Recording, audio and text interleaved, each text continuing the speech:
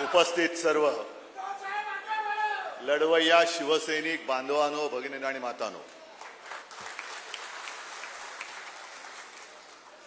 दिवसभर आपलं शिबिर सुरू आहे आणि आपण म्हणालात तसेच सर्वजण तुम्ही माझी आतुरतेने वाट पाहताय किंवा पाहणार आहे. आता त्याला दोन कारण आहेत. एक तर माझं भाषण किंवा माझं भाषण शेवटचं आहे आणि हे झाल्यानंतर आपण सुटणार आहोत. त्याच्यामुळे वाट कशाचा म्हणजे नेमक्या कोणत्या गोष्टीसाठी बघतात मला नाही माहिती. भाषणाची ना तुम्हाला खरंच धन्यवाद देतो, कारण मगाशी शिवसेना प्रमुखांचं मनोगत तुम्ही ऐकलत. मी तर भाग्यवान आहे, मला मा आणि बाळासाहेबांसारखे आई वडील लाभले आणि त्यांनी माझ्या पाठीशी तुमच्यासारखी जी पुण्याई उभी करून ठेवले, याच्यासारखं भाग्य हे सत्तेपेक्षा कित्येक पटीने जास्त आहे.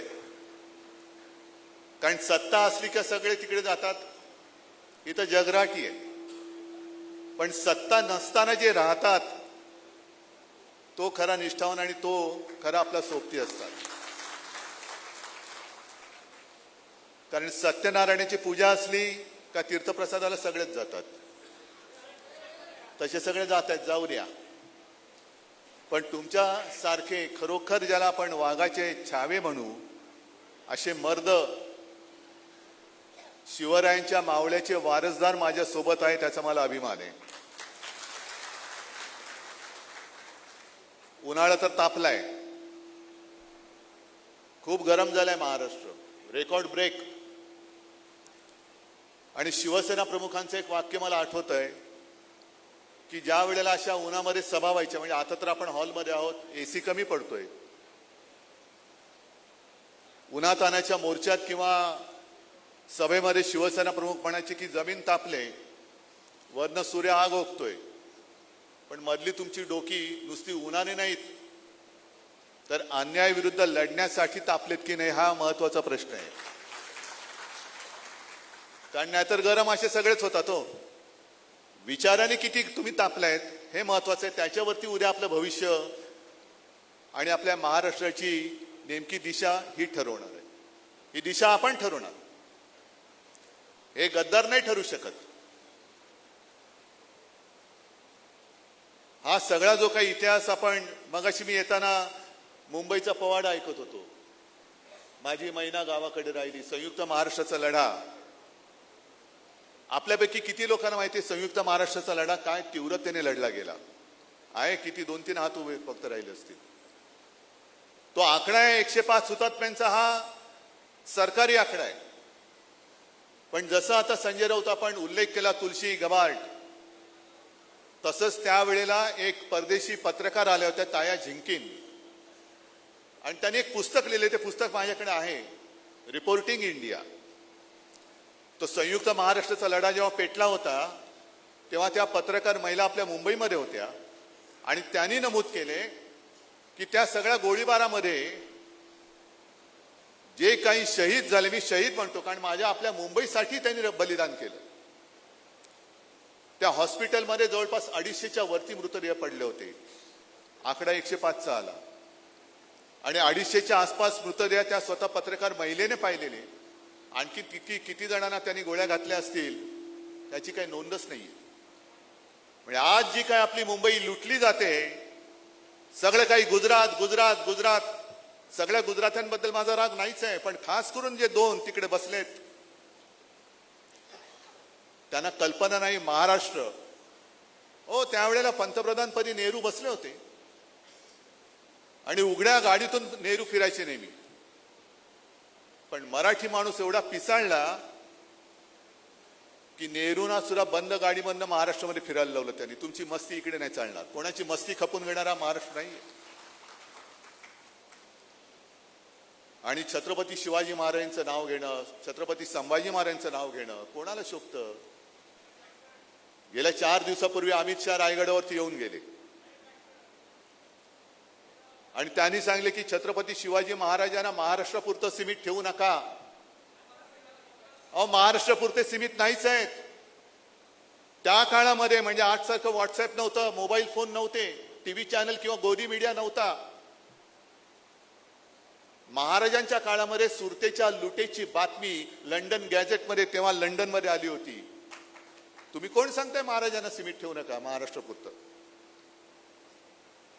आणि मग चंद्रकांत दादा पाटील ते असं म्हणाले, असं ऐकलं की अमित शहानी शिवाजी महाराजांवरती एक पुस्तक लिहिले 500 पानाचं, आणि ते वाचलं तर संजय राऊतांना चक्कर येईल.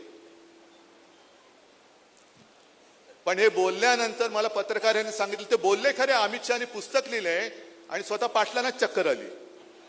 अरे काय बोललो आपण, अमित शहा लिहिणार आणि शिवाजी महाराजांवरती चक्कर येऊन पडले तिकडे चंद्रकांत पाटील.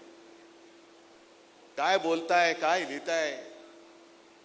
म्हणजे हे नुसतं जर का तुम्ही यांची गेल्या काही काळातली वक्तव्य जरी ऐकली ना तरी कपाळावरती हात माराल.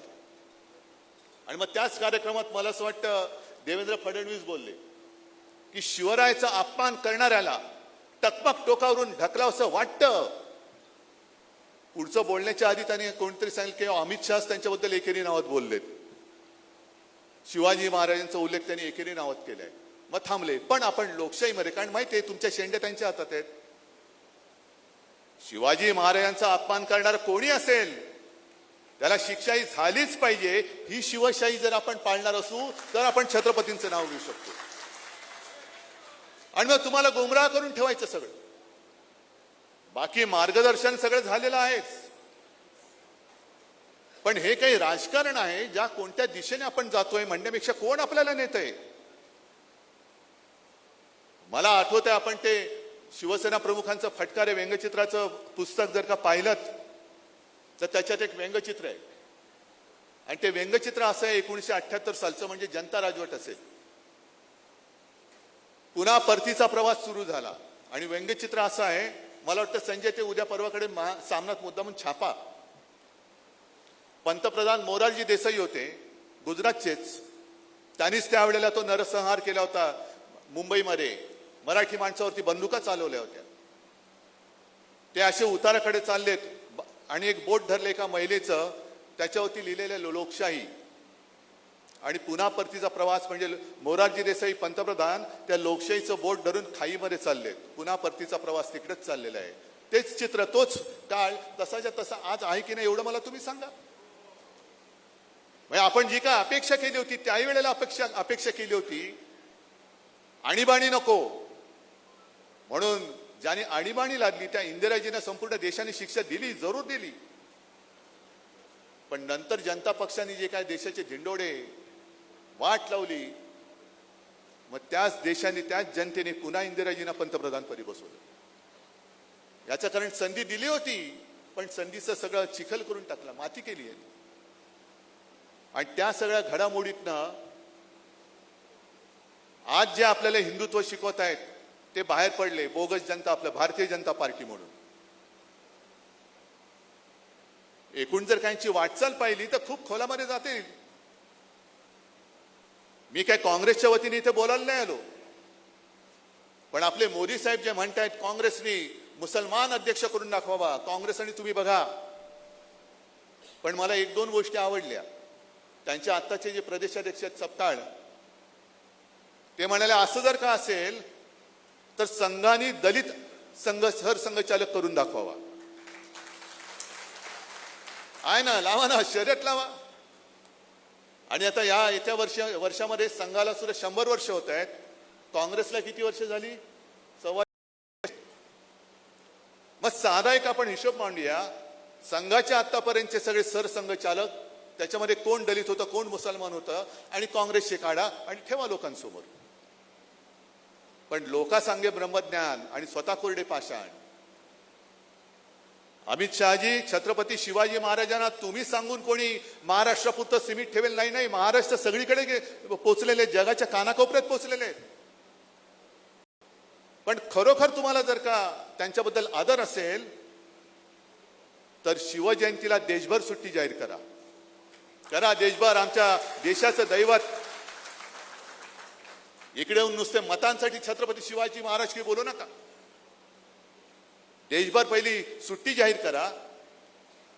आणि मी पूर्वी कधीतरी एकदा बोललो होतो, मी काल परवाकडे सहज संजय राऊतांशी बोलत होतो. संजय म्हणाले, अरे पहिल्या तुम्ही बोललेला, आपले उदयनराजे बोलले आणि ते मला पटते, कारण मी सुद्धा ते पहिलं बोललो होतो.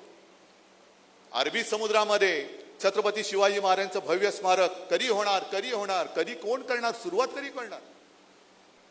मी स्वतः हजर होतो. नरेंद्र मोदींच्या हस्ते जेव्हा जलपूजन झालं, कुठे गेलो, काय गेलो, बोटीत बसलो गेलो आणि मग मोदीजींना एक पट्टा बांधला आणि मग त्यांनी ते सगळं फुलं वाहिली, सगळं मंत्रोच्चार काय चालले होते, जलपूजन झालं. आम्हाला वाटलं आता फडणवीस बसले, 2-3 वर्षात स्मारक होईल. मध्ये आपलाही काळ गेला कोरोनामध्ये. पण अरबी समुद्रामध्ये स्मारक जर होत नसेल तर उदयनराजे बोलले ते बरोबर आहे की छत्रपती शिवाजी महाराजांपेक्षा राज्यपाल मोठे नाहीत, असूच शकत नाही. छत्रपती शिवाजी महाराजांच्या पेक्षा दुसरं कोणीच मोठा असू शकत नाही, होऊच शकत नाही. आणि राज्यपाल पद सुद्धा आता सर्वोच्च न्यायालयाने ताशेरे मारलेले आहेत तामिळनाडूच्या बाबतीत. आपल्या वेळेला सुद्धा कोश्यारी कसे वागत होते तुम्ही पाहिलेले आहात. काय ते राजभवन, काय त्यांचा थाट, कशाला पाहिजे. राज्यपाल पदाचा अवमान जर त्या खुर्चीवर बसणारी व्यक्तीच करणार असेल तर तिचा मान सर्वोच्च न्यायालयाने काय ठेवायला पाहिजे दाखवून दिलेलं आहे की काय करायचं. 3 महिन्याच्या आत तुम्ही याच्यावरती निर्णय घ्यायला पाहिजे. मग राज्यपालांना कुठेतरी तुम्ही करा शिफ्ट आणि राजभवनच्या जागी छत्रपती शिवाजी महाराजांचा जाज्वल्य इतिहास सांगणार एक प्रचंड छान मोठं स्मारक तिकडे उभं करा. ही शिवसेनेची मागणी आहे. करा उभं, येऊ द्या लोकांना तिकडे. एक तर तसंही राज्यपालांचा काही जनतेशी संबंध असतो किंवा नसतो. द्या त्यांना मंत्र्यांकडे, एकेका मंत्र्याकडे 2-2, 3-3 बंगले घ्या काढून एखादा, द्या ना राज्यपालांना. कारण आता अशी जागा मुंबईमध्ये दुसरी कुठली राहिलेली नाहीये आणि तिकडे छत्रपती शिवाजी महाराजांचं भव्य स्मारक करायला अभिमान वाटला पाहिजे जगाला आणि देशाला की अरे यांच्या दैवताचं यांनी न भूतो न भविष्यती असं स्मारक उभं करून दाखवलं. द्या, आम्ही आमचा पाठिंबा आहे तुम्हाला. पण या नाही गोष्टी करणार. नुसतं मग करायचं काय, लावालाव्या करायच्या. आज सुद्धा नाशिकमध्ये मी आलेलो आहे. तसं पाहिलं तर एकूण गेल्या वर्षभरात पाहिलं म्हणजे 2024-23 जानेवारी ते आज मी मला वाटतं 4थ्यांदा आलेलो आहे. 3 वेळा आपल्या गोल्फ मैदानावरती अनंत कानेरे मैदानात आलो होतो. प्रचंड सभा झाल्या. लोकसभेने चांगला रिझल्ट दिला. राजाभाऊंना तुम्ही सगळ्यांनी विजयी करून पाठवलं तिकडे. विधानसभेला काय झालं ते आता गबाटबाईंनी संपूर्ण भांड फोडलेलंच आहे. एवढ्या मोठा सभा होऊन सुद्धा आणि सगळीकडे वातावरण होतं. अगदी त्या काळामध्ये मी ते व्हिडिओ टाकले ना, बॅग माझ्या तपासणी करणारे, ते तपासणी करणारे अधिकारी सांगत होते, साहेब माफ करा पण यावेळेला आमचं म्हणजे आता काय ड्युटी म्हणून काय म्हणजे काय कसं काय. म्हटलं काय बघायचं ते बघा हो. नाही पण साहेब यावेळेला तुम्हीच येणार, हे ते माझी बॅग तपासणारे अधिकारी सांगत होते.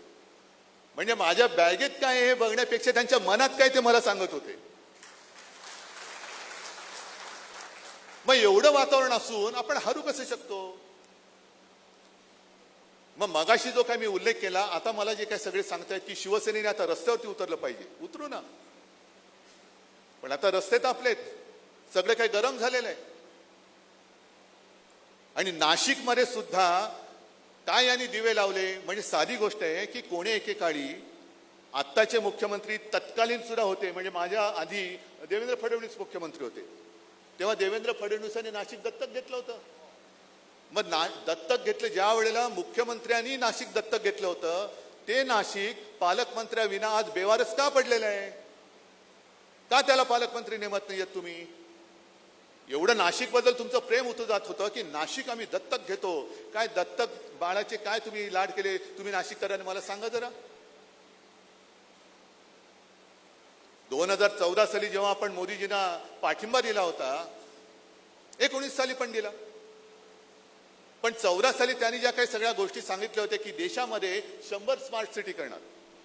ऐकताय का, विसरला तुम्ही.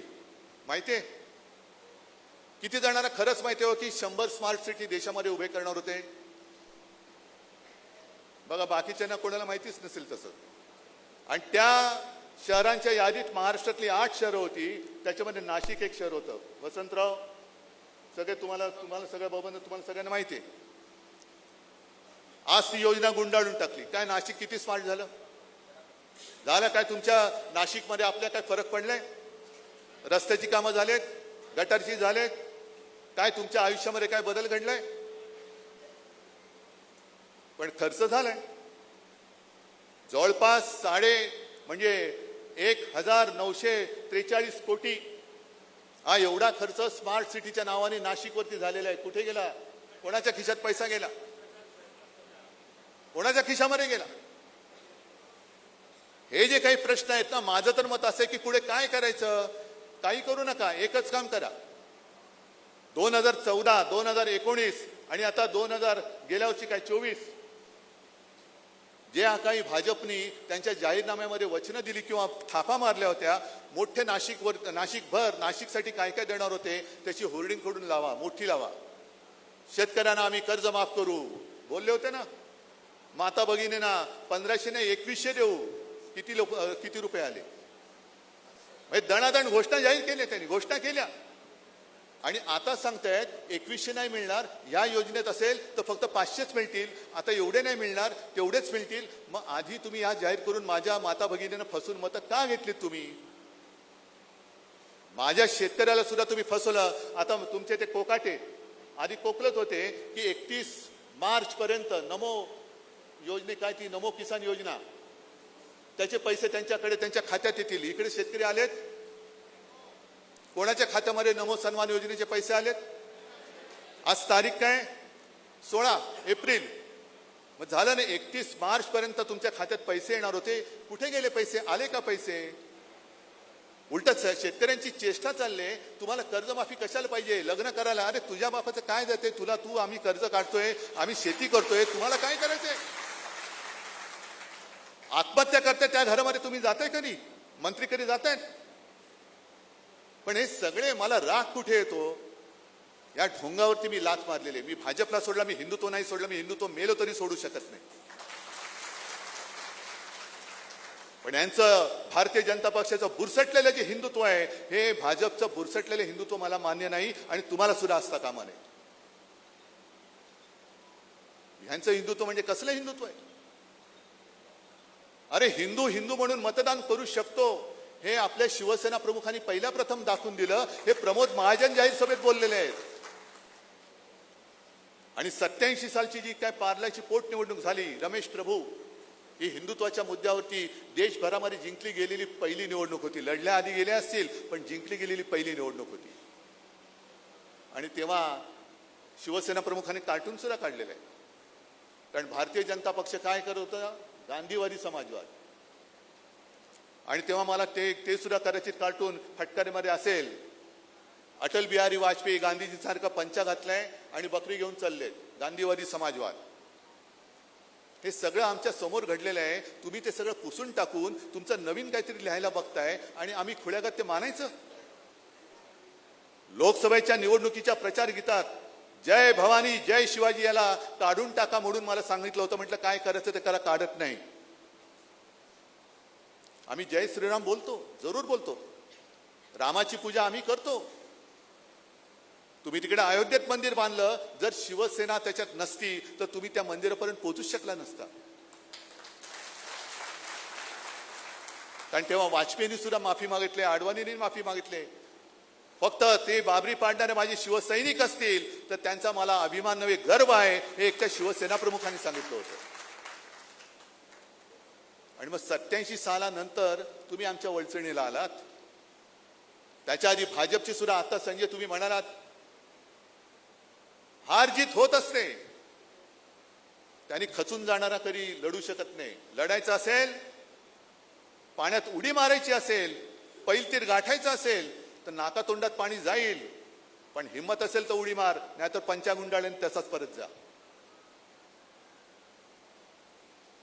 जर रणांगणात उडी मारायची असेल तर काय होईल त्याच्या परिणामाची पर्वा न करता उडी मारायला शिकलं पाहिजे. आणि मुळामध्ये शिवसेनेचं तुम्ही काम करता या काळात सुद्धा, म्हणजे हार जीत हा एक विषय झाला. परंतु आपण मुळामध्ये काम कशासाठी करतोय हे सगळ्यांनी ठरवलं पाहिजे. मगाशी त्या शिवसेना प्रमुखांच्या वक्तव्यामध्ये बबनरावांचा उल्लेख होता, तसे सगळे जुने कार्यकर्ते आहेत. अगदी चंद्रकांत खैरे सुद्धा.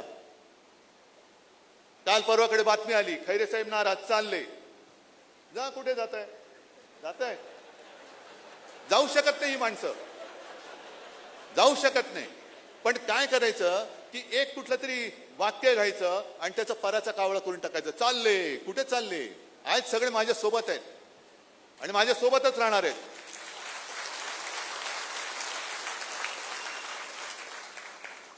कारण मुळामध्ये मी सांगतो तेच परत सांगतो तुम्हाला की मी काय इथे आलो ह्या तुम्ही सगळ्यांनी विचार करा. काय तुम्हाला काय पाहिजे? नगरसेवक व्हायचं, आमदार व्हायचे, खासदार व्हायचं, मंत्री व्हायचे, मुख्यमंत्री व्हायचे, पंतप्रधान व्हायचे, राष्ट्रपती व्हायचे, की माझ्या राज्याला, माझ्या महाराष्ट्र धर्माला आणि माझ्या हिंदुत्वाला आणि माझ्या देशाला जपायचंय हे पहिले ठरवा आणि हे मग माझ्याकडे या.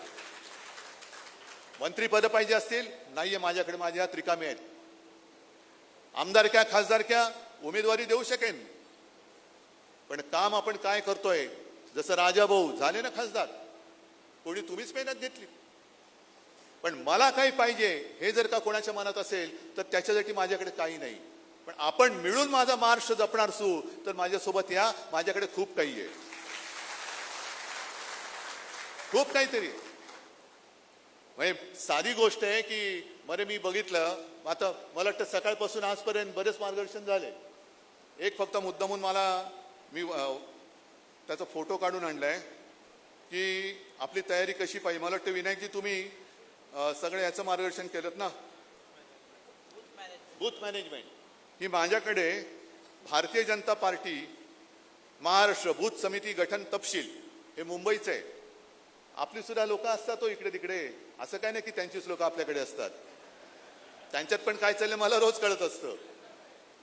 तर त्यांनी कसं केलं, मांडणी कशी केली मुद्दामून सांगतो. त्यांनी आता याच्याकडे माझ्याकडे सगळं विभाग वगैरे आहे, ते मी सांगणार नाही, नाही तर कोणी पाठवलं ते कळू शकेल. पण हे मुंबईचं आहे. याच्यामध्ये जबाबदारी त्याच्यात नंबर 1 आहे बूथ अध्यक्ष, मग त्याच्या पुढे त्या माणसाचं पूर्ण नाव, मोबाईल नंबर, मग बूथ सरचिटणीस, नाव, पूर्ण नाव, मोबाईल नंबर, मग सदस्य, लाभार्थी प्रमुख, म्हणजे मला काय कळलं नाही कसला लाभ, त्याचं सुद्धा नाव आणि मोबाईल नंबर, मग सदस्य 2, सदस्य 3 करत करत 10 सदस्यांचं नाव त्यांनी दिलेले आहेत. प्रत्येकाचं पूर्ण नाव आणि मोबाईल नंबर. ही तयारी आपण केली पाहिजे. आणि पुढे सूचना आहे की 12 सदस्यांमध्ये किमान 3 महिला प्रतिनिधी असाव्यात, त्याच्यामुळे तुमच्यावरती पण जबाबदारी असणार आहे. नंतर किमान 1 SC आणि ST प्रतिनिधी असावा, ही त्यांची मांडणी आहे. आणि या मांडणीने ते पुढे चाललेले आहेत.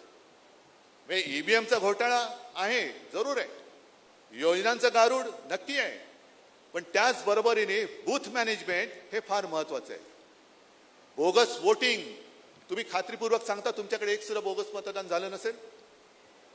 पण जर का आपले बूथ प्रमुख आणि पोलिंग एजंट त्यांना आपण ट्रेनिंग दिलं, आपले होते, पण बूथ प्रमुख एवढ्यासाठी पाहिजे की तो यादीतल्या प्रत्येकाला नावानिशी चेहऱ्या सकट ओळखणारा पाहिजे. आणि त्या टीम मधला एक जर का माझा पोलिंग एजंट असेल तर त्याला कळलं पाहिजे मतदानाला आलेला माणूस हा त्या मतदार यादीतला आणि नाव आणि त्याचा चेहरा जुळतोय. कार्ड बोगस मिळू शकतो, चेहरा अजून बोगस मिळत नाहीये. हा एवढ्या पातळीपर्यंत ही लोक गेलेली आहेत, आपल्याला सुद्धा त्याच पातळीपर्यंत जावं लागेल. आणि पुढे काय करायचं मी तुम्हाला सांगितलेलं आहे. प्रत्येक वेळेला आंदोलन केलं पाहिजे, आंदोलन केलंच पाहिजे. पण इतर वेळेला जिथे जिथे आपण जातो, म्हणजे मला हे एका काँग्रेसवाल्यांनी सांगितलं, निवडणुकीनंतर घरी आले होते, मला म्हणाले साहेब काय झालं आपलं विधानसभेला, आपल्या 3 पक्षामध्ये जी काही खेचाखेची चालू राहिली होती त्याच्यामुळे जरा लोक पण संभ्रमात होती. आणि या सगळ्या गदारोळामध्ये आपल्या सरकारने केलेलं काम हे आपणच मारून टाकलं. कळलं तुम्हाला?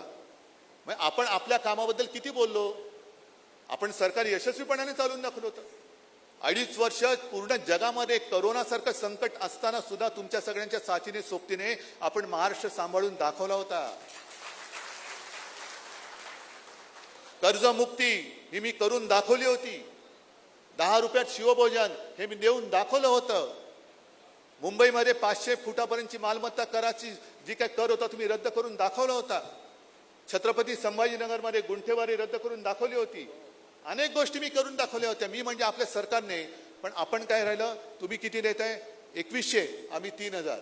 तुम्ही किती देताय? एवढे, आम्ही तेवढे. ह्याच्यात नुसतं आपल्या चढावडीमध्ये राहिलं आणि आपण केलेलं काम म्हणजे लोकांना, या लोकांनी जे काही भ्रमिष्ट करून ठेवलं होतं तो भ्रम आपण पुसून टाकू शकलो नाही. आता ती वेळ आहे. नाशिकमध्ये मगाशी कोण सांगत होतं? वसंतराव तुम्ही सांगत होते की कोण तुम्ही आलं तर सुनील वगैरे की पहिल्या नगराध्यक्ष आपले होते, हो ना? तुम्ही मगाशी बोललात गुप्ते. म्हणजे किती वर्षापासून आतापर्यंत नाशिकशी आपला संबंध आहे. पण एवढ्या वर्षात आपण नाशिकसाठी जे जे काही केलंय ते केवळ नाशिक शहर नाही तर संपूर्ण नाशिक जिल्ह्यात हे आपण सांगितलं नाही तर मग काम करतोय कशासाठी? त्याच्यामुळे हेही महत्वाचं आहे की प्रत्येक ठिकाणी जिथे जाऊ तिथे शिवसेनेने काय काय केलेलं आहे. कारण मुळामध्ये आपली जी काय ओळख आहे, मी मागे जाहीर सभेत बोललो होतो की शिवसेनेने एक विश्वविक्रम केलेला आहे. भारतीय जनता पक्षाने सांगावं त्यांनी काय केलं आहे विश्वविक्रम.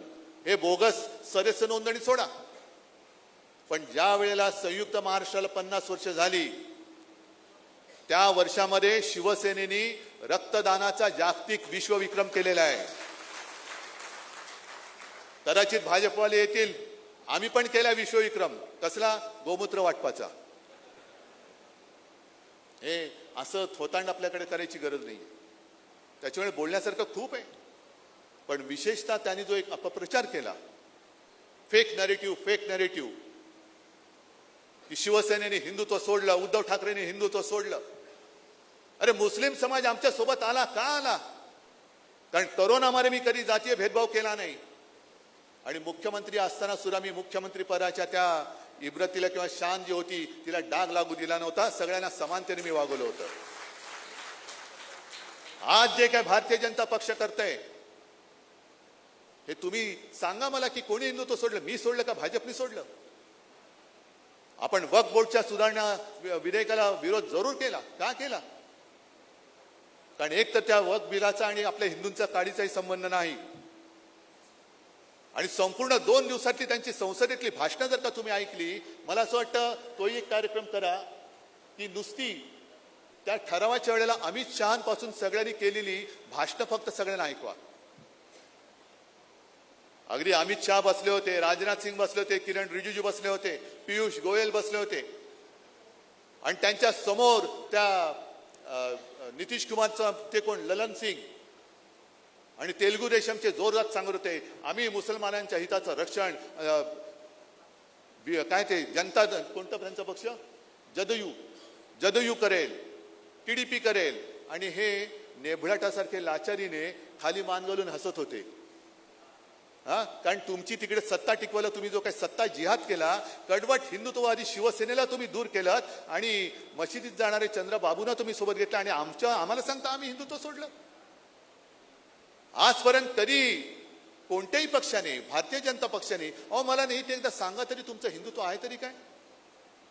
कारण शिवसेना प्रमुखांनी जे काय आम्हाला हिंदुत्व शिकवलेलं आहे ते हिंदू मुस्लिम म्हणून नाही, आमचं हिंदुत्व हे राष्ट्रीयत्व आहे. जो या देशासाठी मरायला तयार आहे आणि जो हा देशाला आपली मातृभूमी मानतो, माझा देश मानतो, तो जातीपाती धर्माने कोणी असला तरी आमचा आहे, ही शिकवण शिवसेना प्रमुखांनी आम्हाला दिलेली आहे. मग हे काय करतायत? जसं काल रात्री म्हणजे शिवसेनेचा कार्यक्रम होऊ नये म्हणून काल रात्री तुम्हाला मुहूर्त मिळाला.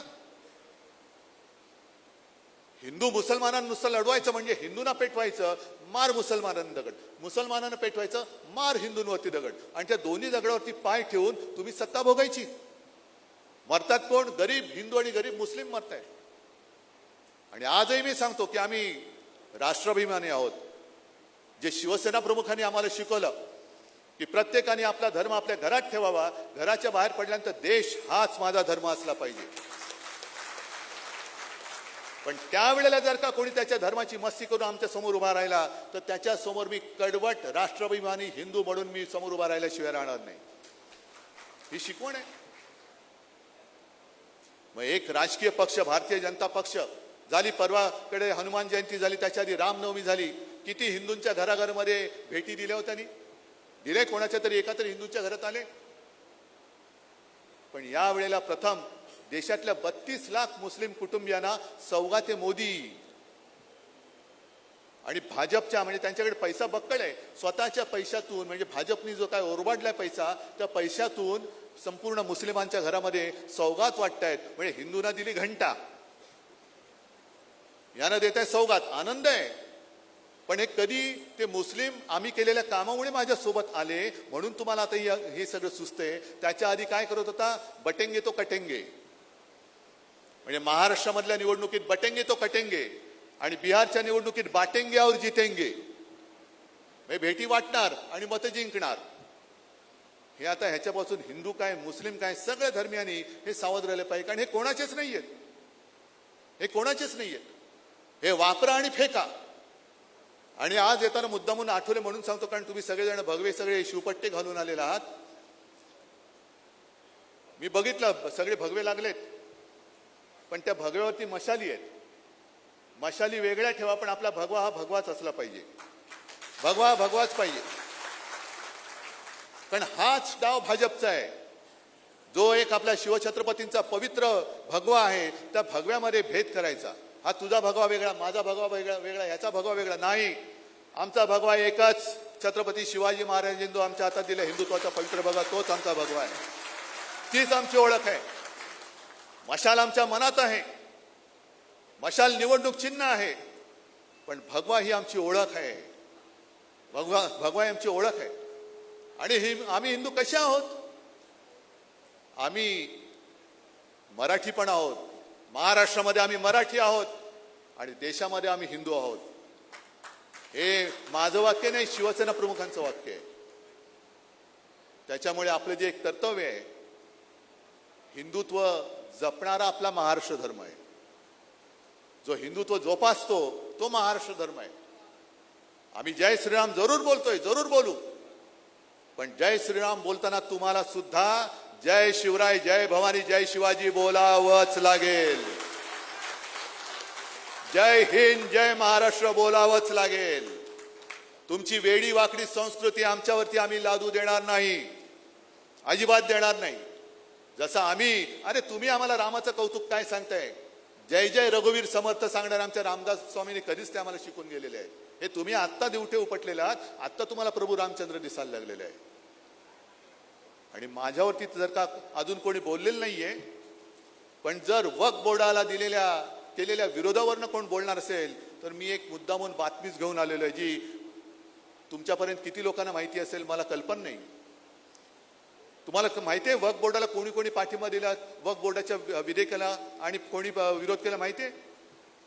जसं शिवसेनेने विरोध केला त्यांच्या थोटांडाला, कारण सगळी जमीन बळकायची आहे आणि ती त्यांच्या मित्राच्या खिशात घालायची. सगळी जमीन मोक्याच्या जागा ज्या आहेत त्या सगळ्या जमिनी या त्यांच्या मित्राच्या खिशात घालायच्या. मुंबई अर्धी घातलीच आहे अदानीच्या खिशात. पण त्याच्यासाठी ते तुम्हाला सगळं संभ्रम करण्यासाठी एक अमित शहा बोलून गेले. नाही, कोण बोललं? रिजिजू बोलले. नाही, रिजिजू बोलले की जर का मोदी नसते तर संसदेची जागा सुद्धा वक्फ बोर्डाने मागितली होती. आणि लोकसत्तेची ती बातमी मी सांगितली, दुसऱ्याच्या प्रेसमध्ये दाखवली होती की लोकसत्तेच्या वार्ताहरांनी त्या वक्फ बोर्डावरच्या एका प्रतिनिधीलाच विचारलं आणि त्यांनी सांगितलं मी गेले 15 का 18 वर्ष इकडे आहे, अशी कोणतीही मागणी कोणीही केलेली नाही. बरं, ते ठीक आहे, पण वक्फ बोर्डाच्या विधेयकाला विरोध करणाऱ्यांमध्ये कोण कोण होते? शिवसेना होतीच, कारण आम्ही करतो ते पाठीमागणं नाही वार करत, जे करायचं ते उघड करतो आणि आमच्या मनात कधी पाप नसतं. आणि आमचं हिंदुत्व एवढं तकलादू नाहीये की एखादी गोष्ट केली किंवा केली नाही म्हणून आम्ही लगेच भ्रष्ट झालो. हे असं होताना आम्हाला कधी शिकवलेलं नाहीये.